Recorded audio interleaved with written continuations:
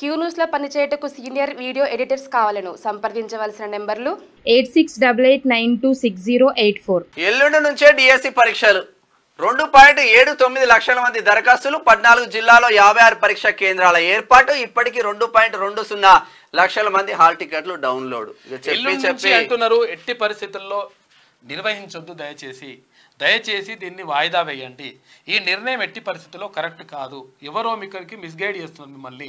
ఎందుకనంటే ఇది చాలా ఇంపార్టెంట్, కీలకమైనటువంటి అంశము.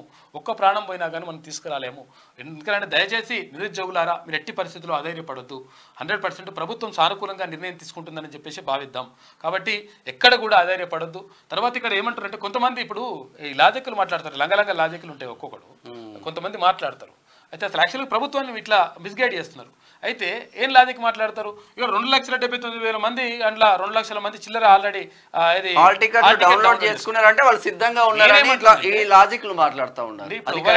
ఇప్పుడు పరీక్ష ఉందన్నప్పుడు డౌన్లోడ్ చేసుకుంటారు, అది వేరే విషయం. కానీ డౌన్లోడ్ చేసుకున్న వాళ్ళందరూ కూడా ఇక పరీక్ష రాస్తేందుకు సిద్ధంగా ఉన్నట్టు ఇట్లని కాదు. ఎందుకంటే తప్పని పరిస్థితుల్లో అట్లా చేస్తారు. కాబట్టి దయచేసి దీనిపైన నిర్ణయం తీసుకోవాల్సినటువంటి బాధ్యత ప్రభుత్వం పైన ఉన్నది.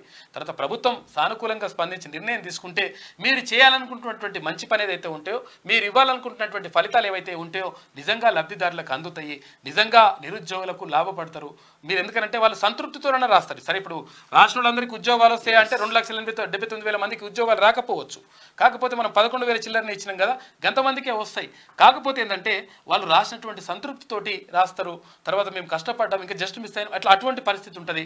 అసలు నువ్వు ఏం చదవకపోతే రాస్తే అసలు ప్రభుత్వం మీద వ్యతిరేకత వచ్చేటువంటి అవకాశం ఉంటుంది. దయచేసి ఈ విషయాన్ని పరిగణలోకి తీసుకోండి.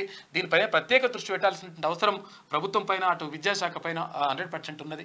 తర్వాత డిఎస్సికి సంబంధించి కానీ తర్వాత గ్రూప్ 2కి సంబంధించి 2 విషయాలు కూడా పరిగణలోకి తీసుకొని దానిపైన సానుకూలమైనటువంటి నిరుద్యోగులకు సానుకూలమైనటువంటి నిర్ణయం తీసుకోవాలని చెప్పేసి కోరుతా ఉన్నాం.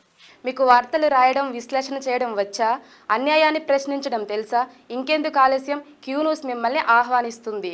క్యూ న్యూస్లో పనిచేయటకు అనుభవం గల కంటెంట్ రైటర్స్ కావాలను సంప్రదించవలసిన నెంబర్లు 8688926084.